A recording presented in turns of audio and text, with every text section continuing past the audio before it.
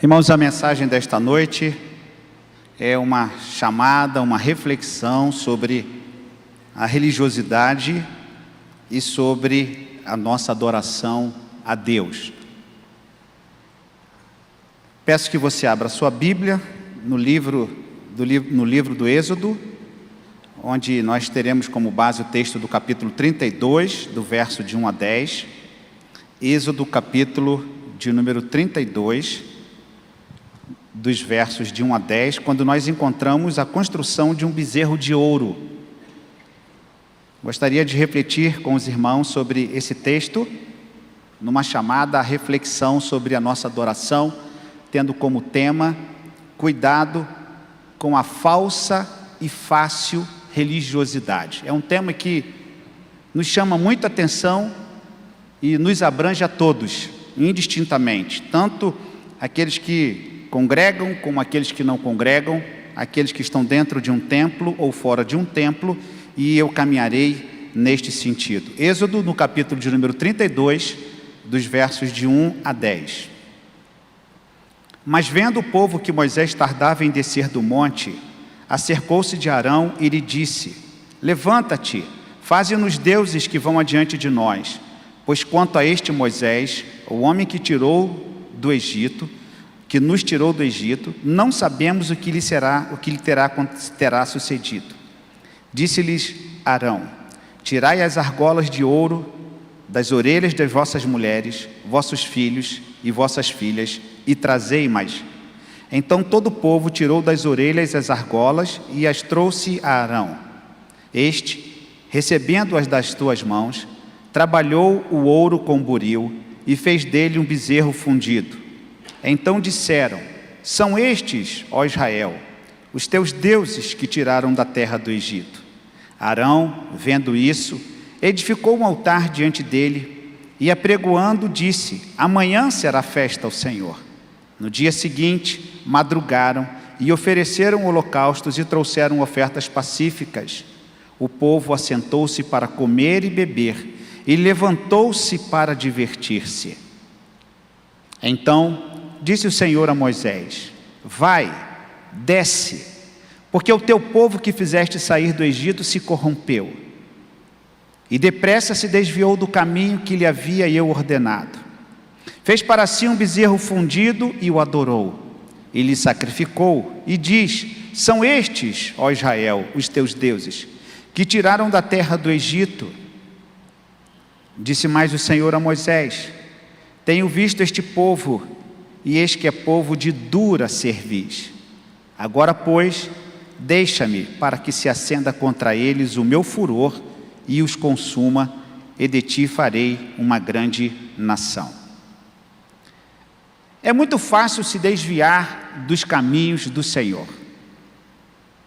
Uma decisão, um deslize, uma incredulidade pode nos afastar da presença do Senhor.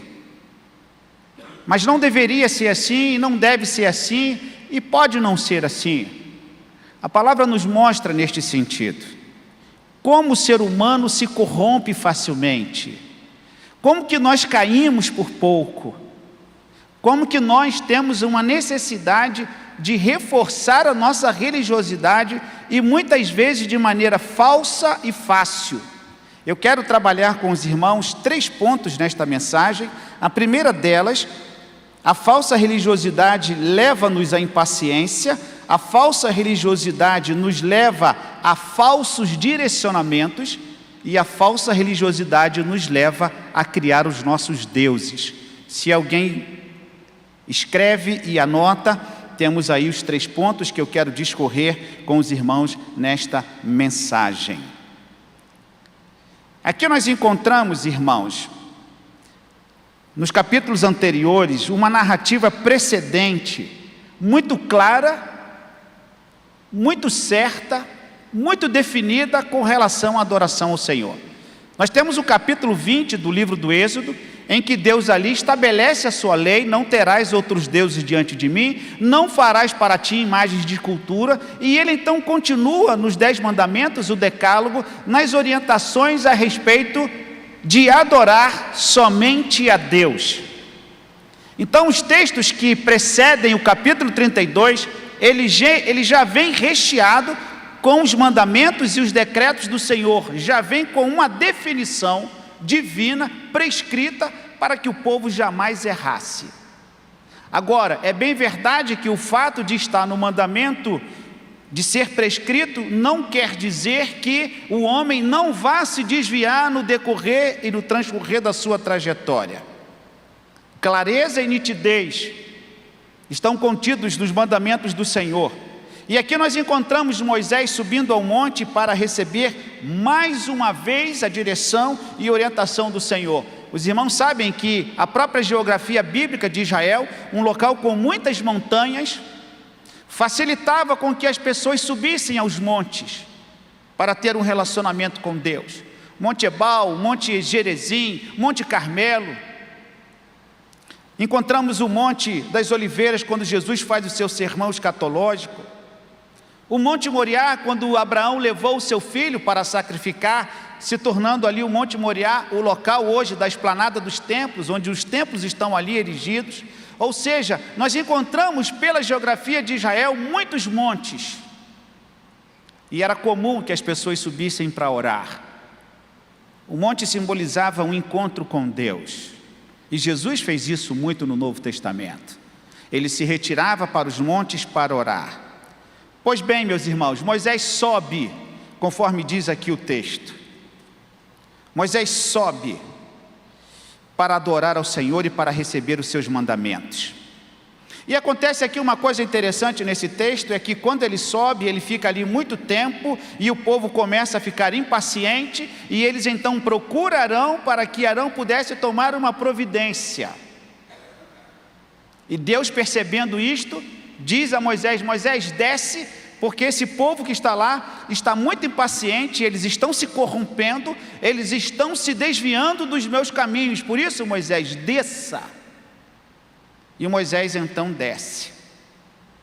E aqui nós encontramos este povo desejoso de se conectar com Deus, de fazer a coisa certa, mas eles estão equivocados com a forma, com a maneira que eles vão buscar satisfazer a sua religiosidade. Em primeiro lugar, eu quero destacar: a falsa religiosidade pode nos levar à impaciência.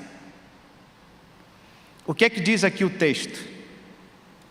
Veja comigo Êxodo 32. O povo viu, percebeu que Moisés tardava a descer do monte, e logo procura Arão e diz assim: o que aconteceu com este Moisés? O que sucedeu com este Moisés? Tome uma providência, faça alguma coisa. Nós não podemos ficar aqui esperando Moisés ficar lá o tempo que ele quiser no monte. Você precisa tomar uma providência. Diz o texto bíblico que o povo, vendo que Moisés demorava a descer, acercou-se de Arão e lhe disse: levanta-te, faze-nos deuses que vão adiante de nós. Verso de número 1: pois quanto a este Moisés, o homem que nos tirou do Egito, não sabemos o que lhe terá acontecido. Vejam aqui, irmãos, se de boa vontade ou não, se sinceros ou não, o fato é que eles queriam alguma coisa que pudesse dar continuidade à religiosidade deles. Se nós tomarmos a definição de religião e religiosidade, nós perceberemos de fato a intenção humana de se conectar com Deus, de se conectar com a divindade. Temos visto, quando nós olhamos para a palavra religião, que é se conectar com Deus, que é se aproximar de Deus, que é se ligar a Deus, e isso talvez seja o desejo de muitas pessoas, o ser religioso, o ter práticas religiosas. Isso faz bem ao ser humano, que com isso encontra uma forma de se aproximar de Deus, com o sobrenatural, com o divino, neste mundo complexo que pode se tornar obscuro, e com práticas equivocadas, conforme o texto nos mostra. E aqui nós encontramos o povo com um pedido, e este pedido é fruto de uma impaciência, uma religiosidade que leva à impaciência. não estavam aguardando e esperando o momento exato de Moisés descer. Existe, irmãos, um folheto e existe um livro de Martin Lloyd Jones que tem como título Sincero, mas Equivocado, em que ele trata exatamente da sinceridade das pessoas, do desejo das pessoas de se aproximarem de Deus, de fazer a vontade de Deus. Demonstram sinceridade, demonstram firmeza, mas estão equivocados. Estão sinceros, mas estão no caminho errado, e nós precisamos admitir que isto pode acontecer. O fato de estarmos numa religião, seguindo um caminho, não necessariamente poderemos estar seguindo pelo caminho correto. E esse texto nos mostra exatamente isto. Desejosos de terem o seu Deus, de terem a sua trajetória contínua, porque saem do Egito e eles saem ali com a presença do Senhor de maneira muito clara, e em determinado momento em que eles estão sendo chamados a perseverarem, falta-lhes a paciência. E essa impaciência leva a um equívoco. E essa impaciência leva a uma decisão trágica. A mudança de um Deus, a troca de um Deus e a possibilidade de estar crendo em algo fácil, fictício, conforme nós percebemos aqui nesse texto. Nós encontramos aqui, irmãos, nesse texto o pecado da idolatria, que eles sabiam muito bem. Veja Êxodo capítulo 20. Já citei aqui esse texto. Os 10 mandamentos. O que está no capítulo 19? No tema. Deus fala com quem? Com Moisés, no Monte Sinai. E no Monte Sinai, na primeira vez, Deus entrega os seus mandamentos. Está no capítulo 20, os 10 mandamentos. E ele vai dizer no verso 3, não terás outros deuses diante de mim, não farás para ti imagem de escultura, nem semelhança alguma do que há em cima nos céus, nem embaixo na terra, nem nas águas debaixo da terra. Nem as adorarás, nem lhe darás culto, porque eu sou o Senhor teu Deus, Deus zeloso que visita a iniquidade dos pais, nos filhos até a 3ª e 4ª geração daqueles que me aborrecem. Aqui está posto, a narrativa que precede o capítulo 32 está posta. Deus determinou, não façam imagens, nem semelhança alguma no céu e na terra.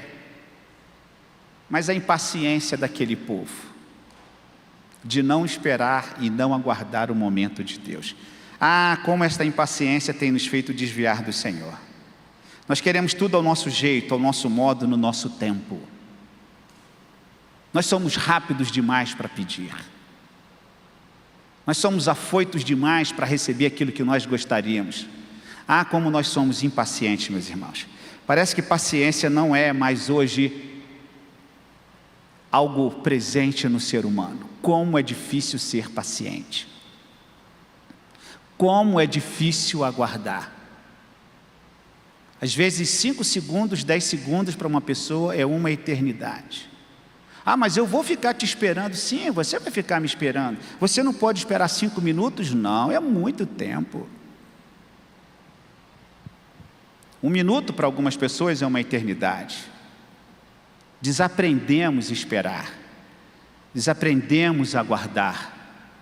Desaprendemos com paciência confiar no Senhor. O que é que diz o Salmo de número 40, o verso de número 1? Esperei confiantemente no Senhor e Ele se inclinou para mim. Paciência é um atributo que nos leva a receber a resposta de Deus. Talvez seja um requisito para as nossas respostas de Deus, aguardar a resposta do Senhor. Mas a impaciência pode nos levar a decisões trágicas que podem inclusive comprometer a nossa fé, a nossa espiritualidade e a pureza e santidade da nossa vida com Deus. Volte para o capítulo 32. Esse Moisés, o que aconteceu com ele? O que aconteceu com esse Moisés? Enquanto Moisés está no alto, naquele monte com o Senhor, Arão está lá embaixo, com aquele povo. Temos aqui muitas preciosidades desse texto, mas eu quero destacar a segunda, que a falsa religiosidade, conforme diz o texto, nos leva a falsos direcionamentos. Olha o que é que diz aqui o texto, Êxodo capítulo 32. No verso de número 1, quando Arão recebe a queixa do povo para que pudesse tomar uma providência, o verso 1 diz assim no seu miolo: levanta-te, faze-nos deuses que vão adiante de nós. Faze-nos deuses que vão adiante de nós. Ou seja, faz alguma coisa para a gente seguir. A gente quer seguir alguma coisa. Nós precisamos olhar para alguma coisa, tocar em alguma coisa. A nossa religiosidade depende disso. Nós precisamos olhar, ver alguma coisa. Por isso, faça alguma coisa que esteja à nossa frente para que sigamos, para que nós estejamos seguindo aquilo que vai ser criado. Parece algo muito bonito, que coisa maravilhosa, que beleza, que pedido honroso. Alguém que pede, crie alguma coisa porque eu quero seguir, é exatamente isto que eu quero para a minha vida.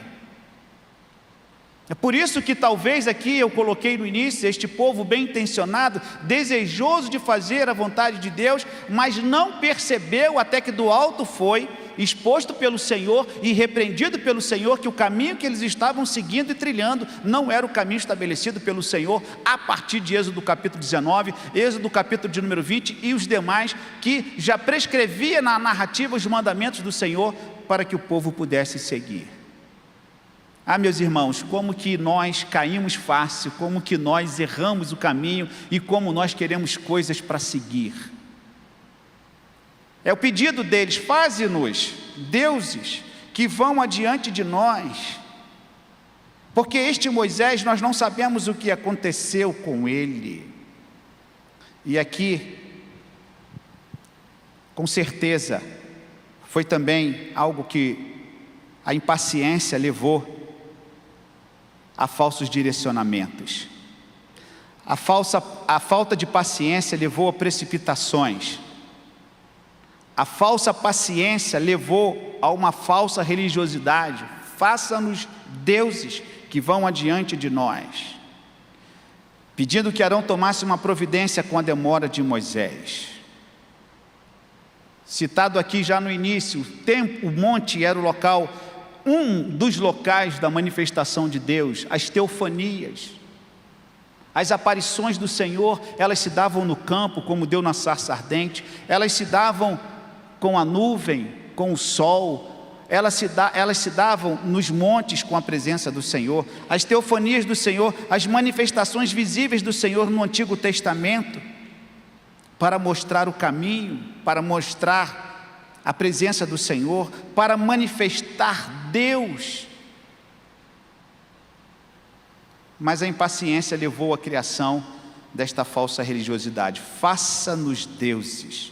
Nós temos exemplos no Novo Testamento, no Antigo Testamento, destas manifestações de Deus, essas teofanias, as colunas de fogo na condução do povo pelo deserto, a nuvem que entrou no tabernáculo e posteriormente no templo em Jerusalém. Quando os israelitas viram e ouviram os trovões e as trombetas, o som de buzina e o monte Sinai fumegando com a manifestação da presença de Deus, Êxodo capítulo de número 20. Veja comigo aqui, Êxodo capítulo de número 20, essa manifestação do Senhor, os versos 18 e 19. Êxodo capítulo 20, os versos 18 e 19.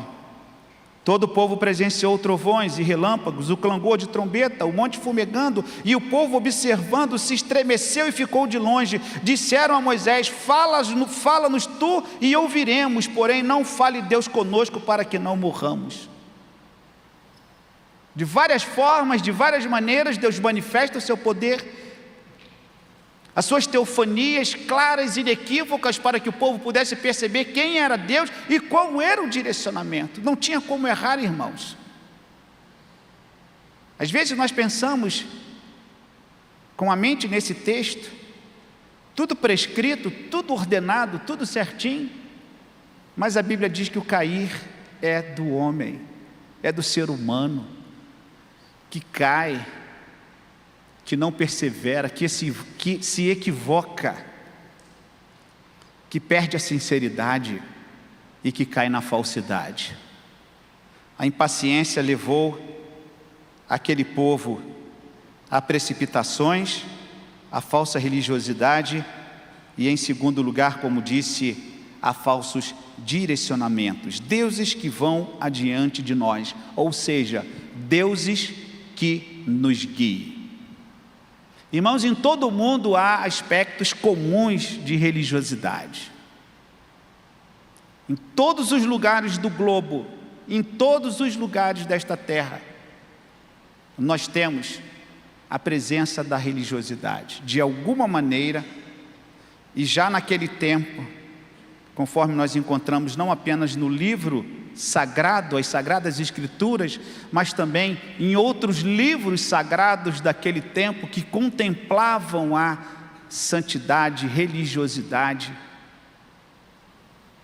A religiosidade presente no ser humano, nas mais variadas religiões, mesmo antes do povo de Israel ser estabelecido, o mundo antigo, a Mesopotâmia, os caldeus, a religiosidade presente, o desejo de agradar, o desejo de servir, tentando aplacar a ira dos deuses, eles sacrificavam, eles mantinham bons comportamentos, eles faziam boas obras porque eles queriam aplacar a ira de Deus, dos seus deuses. Eles deveriam andar certinho porque a agricultura dependia da manifestação de Deus trazendo fertilidade, enviando chuva, fazendo prosperar. E nós sabemos que a barganha estava muito presente quando nós estudamos a história das religiões. Do ser humano tentar fazer alguma coisa para que ele seja beneficiado. Ele precisa de um guia, ele precisa de uma direção, e o povo pede: faça-nos deuses para que nós sigamos este Deus. Terceiro ponto nesta mensagem, meus irmãos. A falsa religiosidade criou um falso Deus. Veja aqui o texto, volte para o capítulo 32 do livro do Êxodo. Esse processo da construção, do estabelecimento de um touro. Arão atende o pedido do povo. Arão cede à tentação. Como líder, ele fraqueja, ele amolece, ele baixa a guarda. E ele não tem pulso, ele não é forte o suficiente, uma vez que ele tinha ciência do mandamento, uma vez que ele é líder com Moisés, uma vez também que ele é representante do Senhor e ele poderia brecar, impedir que tal coisa acontecesse, mas ele cede ao apelo do povo. E como ele faz? Verso 2 do capítulo 32 do livro do Êxodo: disse-lhes Arão: tirai as argolas de ouro das orelhas das vossas mulheres, vossos filhos e vossas filhas, e trazei-mas. Então todo o povo tirou das orelhas as argolas e as trouxe a Arão. Este, recebendo-as das suas mãos, trabalhou o ouro com buril e fez dele um bezerro fundido. Então disseram: são estes, ó Israel, os teus deuses que tiraram da terra do Egito. Vejam que não é de hoje o pedido de joias, pedras preciosas para o povo. Não é de hoje que isso acontece. Já naquela época já se usava esta estratégia de querer pegar as argolas e as joias escolares, anéis das pessoas. Isso é antigo, está aqui na palavra de Deus. O que Arão faz? Ele sai pegando a riqueza das pessoas através das suas argolas de ouro, das orelhas, das mulheres, dos filhos, e ele então passa a construir um bezerro fundido, um bezerro de ouro. A falsa religiosidade criou um falso Deus. Um bezerro fundido, uma imagem trabalhada, feita com ferro de fundição. E qual era o objetivo da criação deste bezerro, irmãos? Era justamente para substituir, estar no lugar. Uma vez que aparentemente Deus faltou, Moisés demorou a descer, o povo precisa colocar alguma coisa no lugar, e o bezerro vem então para substituir uma imagem trabalhada, a religiosidade deles a partir agora de um bezerro construído com ouro, que servisse de parâmetro para eles, que servisse de guia, um símbolo para que eles pudessem assim dar continuidade à religiosidade. E aqui nós encontramos este povo que recebe de Arão aquele bezerro, aquela construção, um Deus para servir de guia. A história não para aí, a história continua. Este bezerro de ouro, um símbolo.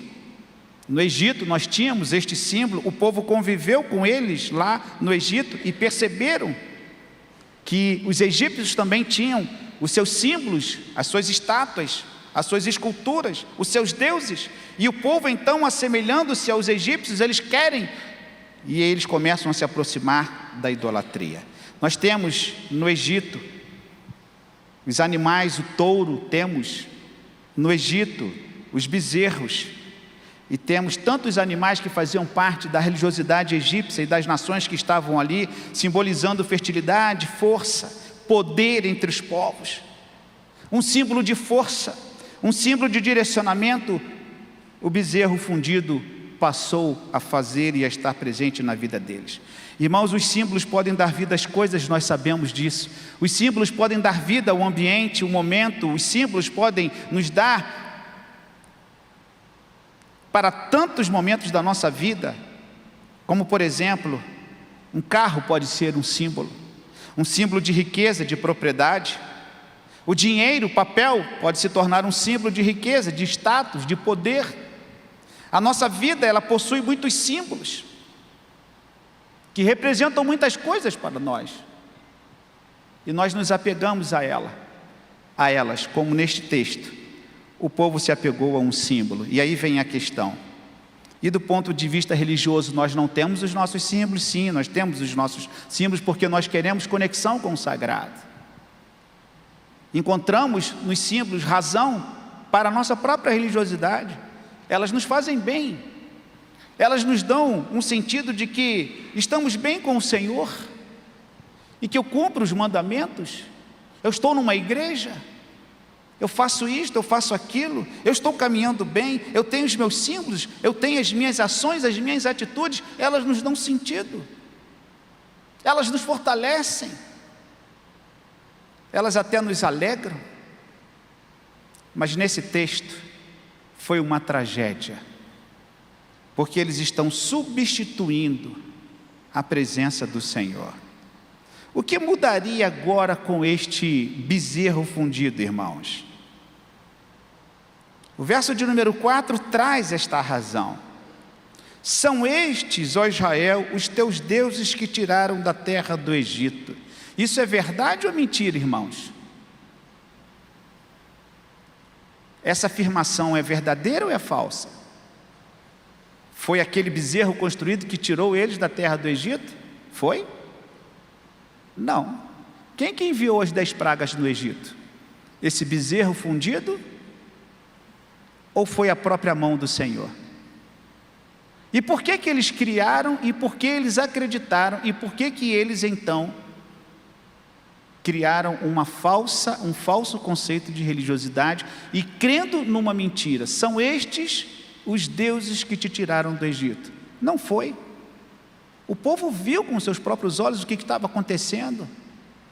O povo viu a manifestação do Senhor através das 10 pragas do Egito. Como crer numa mentira?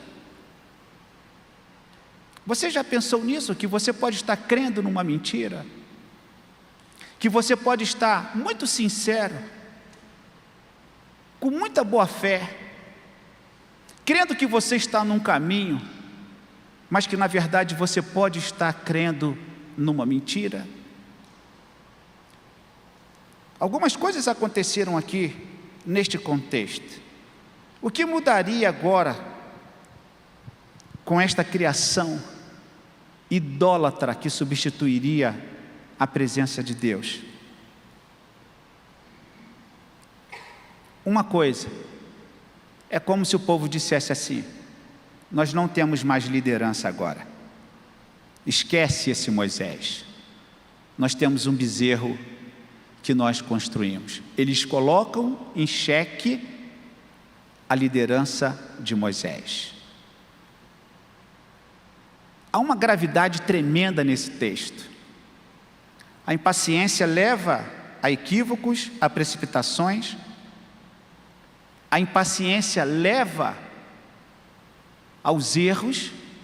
A impaciência leva à criação dos deuses. A impaciência leva o questionar a liderança. Era como se o povo dissesse agora: nós não estamos mais sozinhos, nós temos alguém conosco.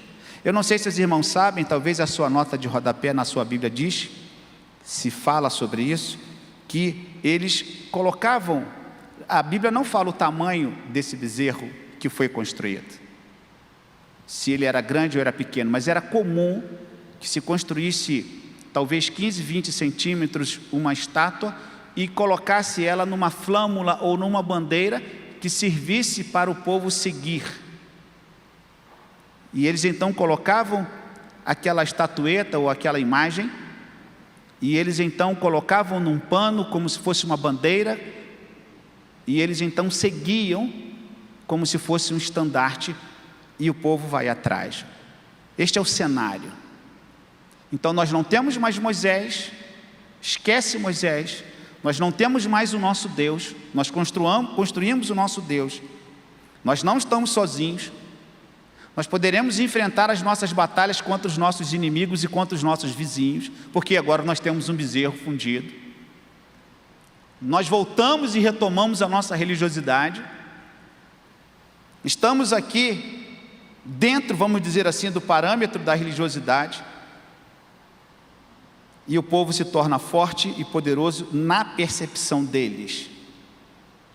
Eles se tornarão invencíveis e vitoriosos se comparados com as demais nações que também possuíam seus deuses. Havia muitas brigas entre os deuses, os irmãos sabem disso. As nações antigas, elas brigavam. Nós temos muitas séries de filme que falam sobre isso. As divindades que são representadas e as divindades da luta, da guerra, como da agricultura, como da fertilidade. Os deuses antigos, como um aspecto da religiosidade do povo, eles lutavam e brigavam entre si. É como se o povo aqui dissesse: nós agora temos o nosso Deus. Mas não se tornou apenas uma crise de liderança, irmãos. Se tornou uma crise de fé. A coisa piorou. Aquilo que é pior, aquilo que é ruim pode piorar. A crise de liderança se tornou uma crise de fé. O pecado foi aumentando, o pecado foi se alargando, e o povo então passa a não crer mais em virtude do seu pecado. Verso de número 5 já lido aqui. Este Deus que nos tirou da terra do Egito. E eles então passam a atribuir àquele Deus um valor que ele não possuía. A princípio, esse bezerro de ouro, ele substitui Moisés. Moisés está lá em cima. Não precisamos mais de Moisés. Mas o pecado continua se agravando. E agora eles dizem assim: nós não apenas não precisamos de Moisés, mas também nós não precisamos de Deus. Você percebe a evolução da idolatria, como a idolatria é prejudicial? Você percebe como que a idolatria tem o poder de desvirtuar, de enganar as pessoas? Você percebe como que a idolatria tem o poder de afastar a criatura do seu Criador? É por isso, meus irmãos, que o livro do Êxodo fala sobre isso, porque a idolatria provoca a mudança, ou pelo menos a tentativa da mudança da identidade de Deus. Isso é muito grave do ponto de vista bíblico, porque a idolatria pode levar a pessoa a crer que Deus não é o que Ele é, e Ele não pode o que pode. A idolatria pode descaracterizar a pessoa do Senhor, como aqui nós encontramos nesse texto. E é por isso que é um pecado e é perigoso esta religiosidade fácil a levar ao engano, porque ela promove uma tentativa de modificar a identidade essencial de Deus, que Deus já havia se identificado com eles através dos assuntos, dos comportamentos, das ações anteriores ao capítulo 32. A idolatria pode ser considerada uma deslealdade, uma traição ao Deus verdadeiro. E não termina por aí. Veja aqui o que diz o verso de número 5 do capítulo 32. Arão, vendo isso, o que ele fez, irmãos? Um altar diante dele e apregoou o quê? Uma festa.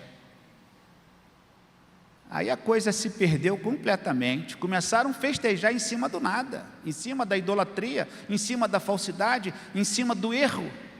E um abismo chama o outro abismo, e um erro chama um outro erro, e eles então constroem um altar. Mas esse altar e esta festa não foi para Yahvé, não foi para o Senhor, foi para aquele bezerro fundido.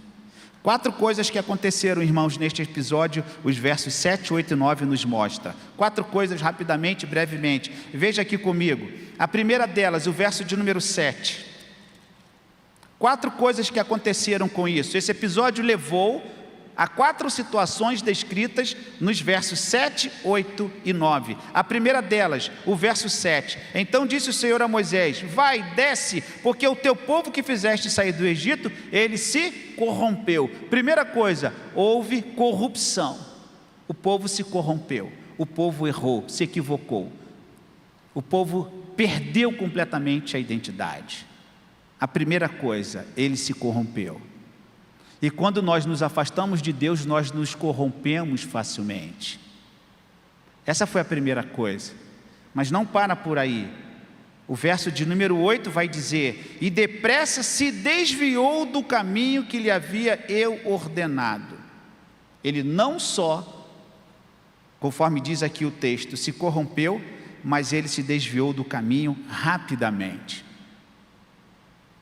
É por isso que a espiritualidade é algo complexo, que nós temos que atentar e estar muito bem seguros daquilo que nós cremos. Mas não para por aí. Nós encontramos aqui nesse texto ainda, verso de número 8, desviou do caminho que lhe havia eu ordenado, fez para si um bezerro fundido e o adorou e lhe sacrificou e diz: são estes, ó Deus, os teus deuses que te tiraram da terra do Egito. A terceira coisa, eles trocaram o Deus verdadeiro pela imagem. Se corromperam, se desviaram e trocaram o próprio Deus. Mas o que é que diz, irmãos? O verso de número 9, como 4ª coisa que aconteceu como consequência. O verso de número 9 vai nos dizer: disse mais o Senhor a Moisés: tenho visto este povo, e este povo é de dura cerviz. Esse povo é muito incrédulo, é muito duro, esse povo não entende muita coisa. Foi a 4ª consequência. Eles agiram por teimosia, dura cerviz. Eles não estavam querendo se inclinar ao Senhor. Abra sua Bíblia no Salmo 106. O que é que diz lá o Salmo 106? O Salmo 106 tem uma palavra neste sentido. O Salmo 106 nós encontramos aqui os versos 20 e 22, que poderia ser perfeitamente aplicado ao texto de Êxodo capítulo 32. O Salmo 106, o verso 20 a 22. E assim trocaram a glória de Deus pelo simulacro de um novilho que come erva. Esqueceram-se de Deus, seu Salvador, que no Egito fizeram coisas portentosas, maravilhas na terra de Cã, tremendos feitos no Mar Vermelho. O povo trocou a presença de Deus por uma imagem de fundição. O Salmo 106, perfeitamente aplicado a isso. O que fazer, irmãos, para a gente concluir? O que fazer? Qual é a reflexão que nós podemos extrair de todo esse texto, lá voltando para o capítulo 32 do livro do Êxodo? Continuar sendo enganados e ir atrás dos deuses, dos touros, dos bezerros, e eu diria, das próprias pessoas, do nosso ego, da vida material, que nós muitas vezes elencamos como prioridade total e absoluta, que muitas vezes até tira o lugar de Deus em nossa vida. O exemplo aqui foi claro para eles, o bezerro de ouro trabalhado, mas quantas coisas nós temos em nossa vida como símbolos, que nós trocamos, que nós nos desviamos, perdendo o foco da verdadeira adoração. Esta é uma reflexão para nós. Nesse texto que mostra o começo da idolatria, e os irmãos que conhecem o Antigo Testamento sabem que a idolatria foi um grande problema do povo de Israel. Quem estuda o Antigo Testamento sabe que a idolatria sempre esteve à margem, sempre esteve ali cercando, até o ponto que na divisão do reino, após Salomão, o seu filho, quando divide o reino, um reino se torna idólatra. A idolatria sempre vai estar permeando o coração das pessoas. Mas o que Jesus disse? Abra sua Bíblia em Mateus capítulo 4, quando Jesus estava sendo tentado. Jesus foi levado para o deserto, e lá no capítulo 4 de Mateus, Jesus traz uma palavra no verso de número 10, na terceira tentação, quando Satanás o tenta, na última tentação, no total de 3, capítulo 4 de Mateus, o verso de número 10, Jesus diz assim a Satanás: então Jesus lhe ordenou: retira-te, Satanás, porque está escrito, ao Senhor teu Deus adorarás e só a Ele darás culto. Retira-te, Satanás, sai daqui com a sua idolatria, sai daqui com as suas mentiras, sai daqui com os seus enganos, porque o povo bem conhecia e sabia da lei, das prescrições, o povo bem sabia, mas esse povo caiu, preferindo buscar outros deuses e deixando o Deus que os tirou da terra do Egito. Ah, meus irmãos, a vida cristã é uma vida de liberdade no Senhor, é uma vida de bênção, é uma vida de alegria, é uma vida de comunhão com o Senhor, é se largar e se soltar na mão do Senhor, é uma vida de fé, é uma vida de se lançar na presença de Deus. E Jesus aqui nos traz esta palavra, que serve para nós nesta aplicação: ao Senhor teu Deus adorarás, e só a Ele darás culto. Quais os símbolos que nós precisamos deixar em nossos dias, em nossa vida? Pense sobre isso. Quais os símbolos que nós estamos apegados, que estão nos desviando, que estão nos fazendo perder o nosso foco? O que é material, o que talvez seja até espiritual, que você esteja precisando refletir sobre se isso de fato é a vontade de Deus para a sua vida? Quais as imagens nós precisamos abandonar para cultuarmos somente a Deus? Estas perguntas são essenciais para quem verdadeiramente quer fazer a vontade do Senhor com todo o coração, sem a interferência e a intermediação de quem quer que seja. Esta é uma reflexão para nós, irmãos, sobre a religiosidade que nós vivemos e acreditamos e caminhamos.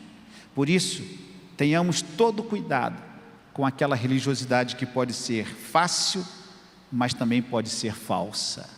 E Jesus nos conclui nesta palavra para que olhemos para o Senhor, que é digno de todo louvor e toda adoração. E qual foi o desfecho disso, irmão? Leia em casa, Êxodo capítulo 32. Qual é o desfecho disso tudo? Os irmãos sabem o desfecho desse texto. Volte para o capítulo 32.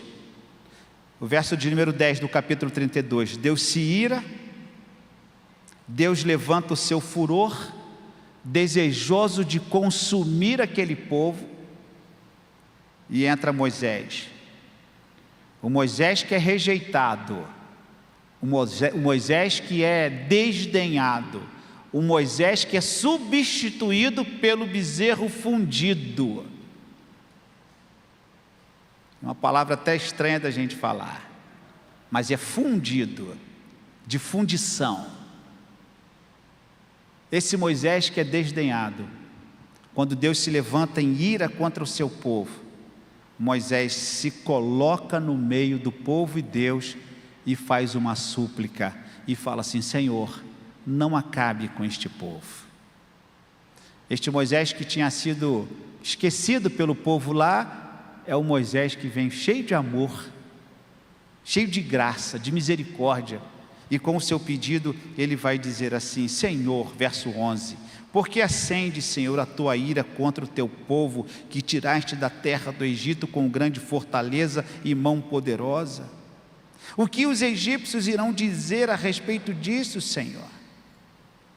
A tua ira, o teu furor, tornaste do teu furor a tua ira, e arrepende-te deste mal contra o teu povo. Olha as palavras de Moisés no verso de número 13: lembra-te, Senhor, de Abraão, de Isaque, de Israel, teus servos, aos quais por ti mesmo tens jurado, e lhe disseste: multiplicarei a vossa descendência como as estrelas do céu, e toda a terra de que tenho falado dá-la-ei a vossa descendência, para a possuir por herança eternamente.